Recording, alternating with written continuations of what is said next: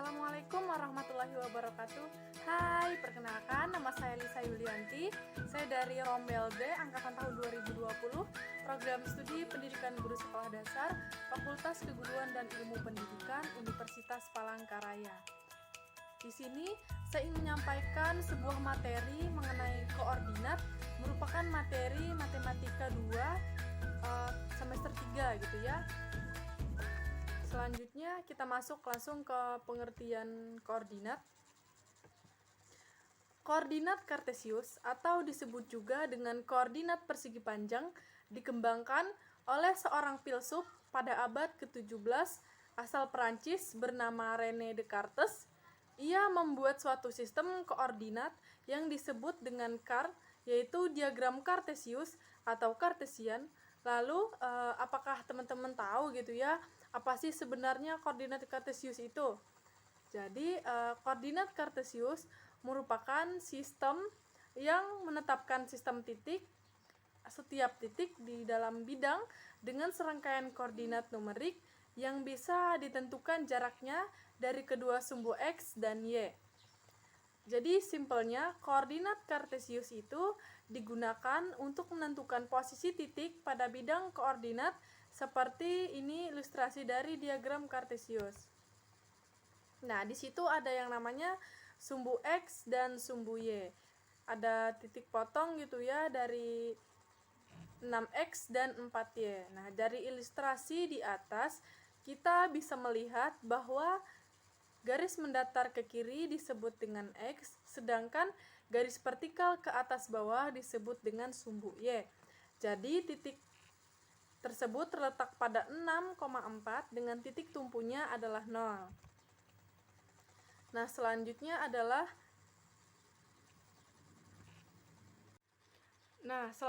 adalah cara membuat koordinat kartesius. Nah, sekarang kamu tahu kan gitu ya gambaran koordinat kartesius itu seperti apa. Nah, selanjutnya kita coba untuk membuatnya. Nah, gimana gitu ya cara membuat koordinat kartesius ini? Nah, jadi selanjutnya konsepnya sama seperti garis bilangan, bahwa ke arah kanan dan atas ditunjukkan dengan bilangan positif, sedangkan arah kiri dan bawah ditunjukkan dengan bilangan negatif. Untuk titik potong 0 disebut dengan titik acuan atau titik koordinatnya. Selanjutnya yaitu menentukan kuadran. Di sini dapat teman-teman lihat ada sumbu X dan sumbu Y, ada kuadran 1, kuadran 2, kuadran 3, dan kuadran 4. Nah, jadi kuadran 1, daerah sumbu X dan Y bernilai positif, sedangkan kuadran 2 itu daerah sumbu X negatif dan Y positif. Nah, jadi kuadran 3-nya daerah sumbu X dan Y bernilai negatif. Kuadran 4-nya daerah sumbu X positif dan sumbu Y negatif. Selanjutnya, menulis titik koordinat. Setelah membuat garis bilangan seperti pada gambar sebelumnya, sekarang kita menulis koordinatnya. Koordinat selalu ditulis dengan aturan sebagai berikut.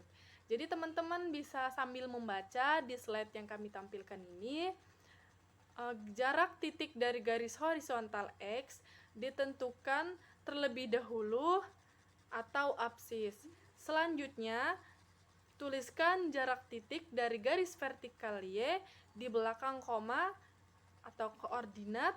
Contoh penulisan sebagai berikut, 6 tadi, 4. Artinya, penulisan koordinat tersebut yaitu angka 6 menunjukkan 6 langkah ke kanan pada garis X dan 4 langkah ke atas pada garis Y.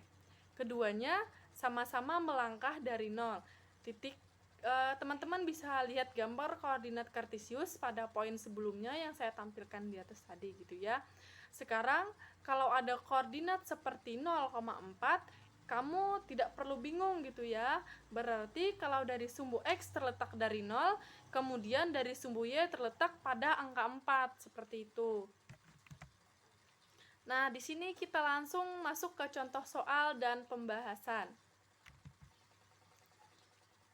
teman-teman dapat memperhatikan gambar pada slide ini. Perhatikan gambar di bawah ini, ada sumbu X dan sumbu Y, ada beberapa kuadran. Nah, di situ dari gambar di samping ada titik E, F, dan G, tentukan titik koordinat ketiganya. Jadi jawabannya, yang pertama, mencari titik E. Nah, titik E ini berada pada koordinat 2,2, diperoleh dengan cara bergerak horizontal ke kanan sejauh 2 langkah satuan, kemudian tegak ke atas sebanyak 2 satuan. Titik E berada pada kuadran 1 sehingga X dan Y bernilai positif. Selanjutnya titik F. Nah, titik F ini berada pada horizontal min 2,1, diperoleh dengan cara bergerak horizontal ke kiri sejauh 2 satuan dan tegak ke atas sejauh dengan 1 satuan. Titik F tadi terletak pada kuadran 2 sehingga X negatif dan Y tadi positif. Yang terakhir adalah titik G. Nah, titik G ini berada pada horizontal min 3, min 3.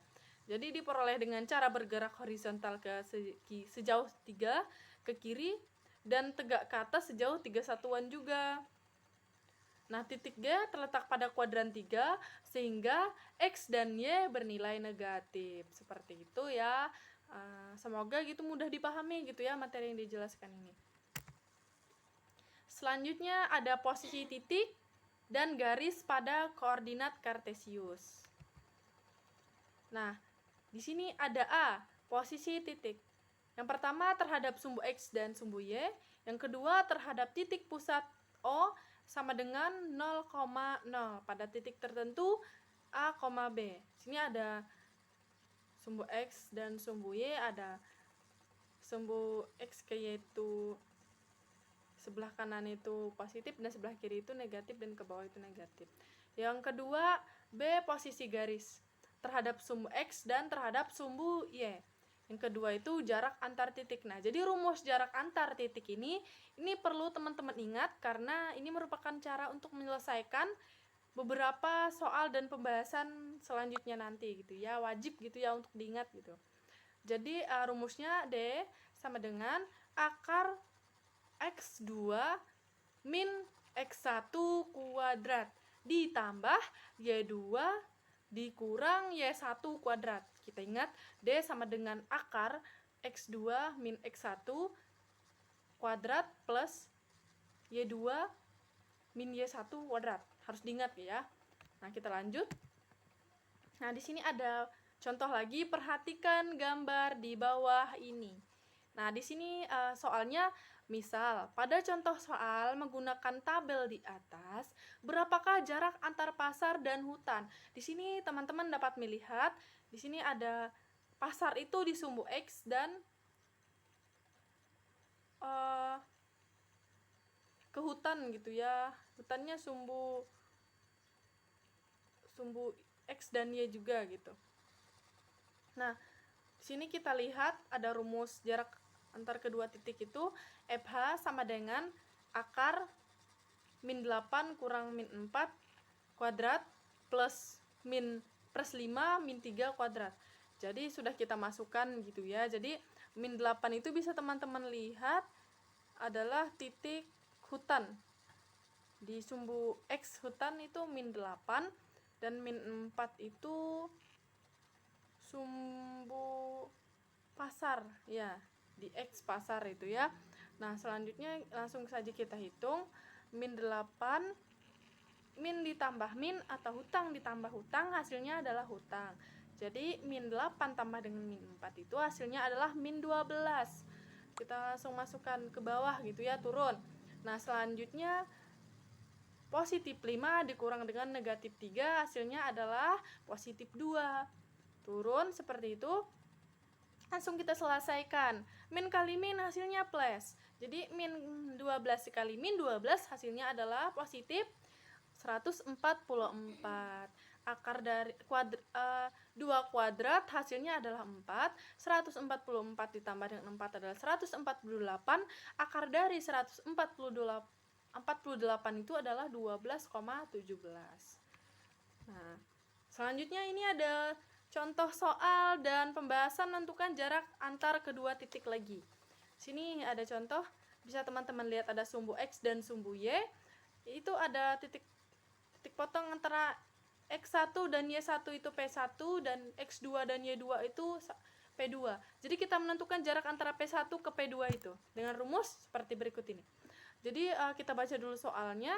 Sini dua buah titik A dan B berpisah dalam jarak D. Jika koordinat titik A 3, min 2 dan B min 3,4, maka tentukanlah jarak antar titik A dan B. Jadi kita bahas dulu diketahui. Nah, diketahui titik A tadi 3, min 2, maka X1-nya 3 dan Y1-nya adalah min 2 gitu ya. Dan titik B min 3,4, maka X2-nya adalah min 3 dan Y2-nya adalah 4. Dengan menggunakan rumus di atas, maka jarak antara A, B adalah, kita langsung masuk ke pembahasannya. AB sama dengan akar min 3 dikurang 3 kuadrat plus 4 kurang min 2 kuadrat, min 3 ditambah min 3 hasilnya min 6, min 4 positif 4 dikali. Nah, selanjutnya tadi hasil dari min 3 ditambah min 3 itu adalah min 6 kuadrat. 4 plus 2 itu hasilnya adalah 6 kuadrat. Jadi 6 kali 6 36, 6 kali 6 lagi 36, 36 tambah 36 adalah 72. Dari akar dari 72 itu adalah 6 akar 2. Jadi jarak antar titik A 3, min 2 dan B min 3,4 adalah 6 akar 2 satuan. Seperti itu ya. Nah, selanjutnya